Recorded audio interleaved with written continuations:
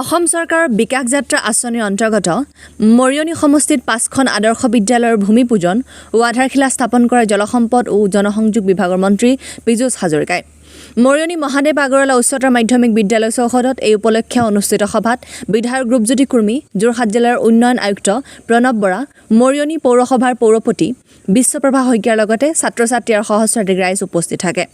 এই আঁচনিৰ অধীনত মৰিয়নি মহাদেৱ আগৰৱালা উচ্চতৰ মাধ্যমিক বিদ্যালয়লৈ 3 কোটি, গাভৰু টিজি বিদ্যালয়লৈ 3 কোটি, খনিকৰ টিজি বিদ্যালয়লৈ 3 কোটি, চেলেং উচ্চ মাধ্যমিক বিদ্যালয়লৈ 7 কোটি, নকছাৰী উচ্চতৰ মাধ্যমিক বিদ্যালয়লৈ 7 কোটি, মুঠ 23 কোটি টকা আগবঢ়াইছে। অন্যহাতে আগন্তুক লোকসভা নিৰ্বাচনৰ সন্দৰ্ভত অখিল গগৈ, গৌৰৱ গগৈ বিজেপিৰ কোনো কাৰক নহয় সেই কথাও উল্লেখ কৰে।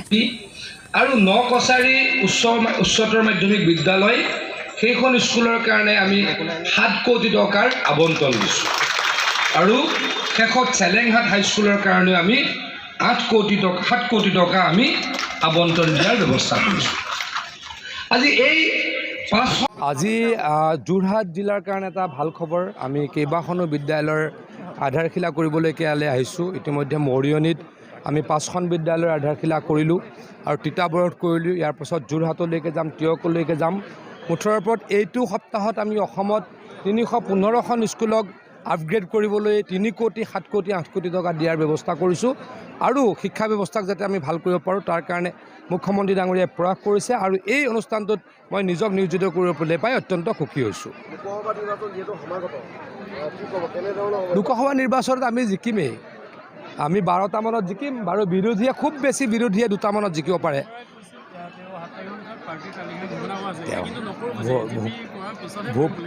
ভূপেন বৰা ডাঙৰীয়াৰ কৰে নকৰে আমাৰ লগত মতলব নাই। তেওঁলোকে কৰিলেও নকৰিলেও আমাৰ ওপৰত একো প্ৰভাৱ নপৰে, কাৰণ আমি ইতিমধ্যে ইলেকশ্যনত জিকিমেই।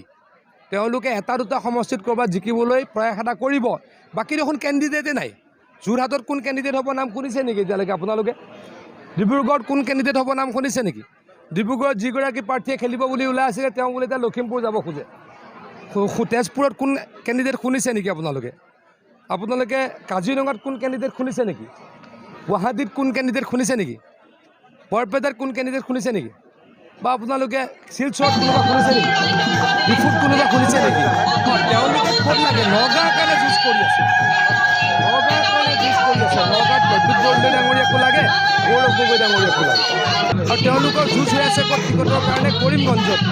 তেওঁলোকে য'ত মুছলমান ৰাইজ থাকে তাত জিকিব বুলি ভাবে, কিন্তু মই নাভাবোঁ যে মুছলমান ৰাইজক তেওঁলোকে ভোট দিব।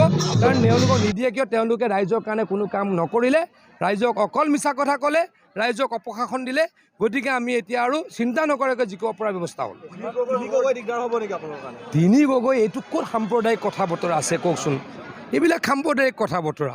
3 গগৈৰ নামত লগত দেখোন এজন বৰগোহাঁইও নাই, বুঢ়াগোহাঁইও নাই। এই সাম্প্ৰদায়িক ধ্যান ধাৰণাৰে অসমত গাভৰু টি গাৰ্ডেন মডেল আমি আহিলা ভোটত জিকিম।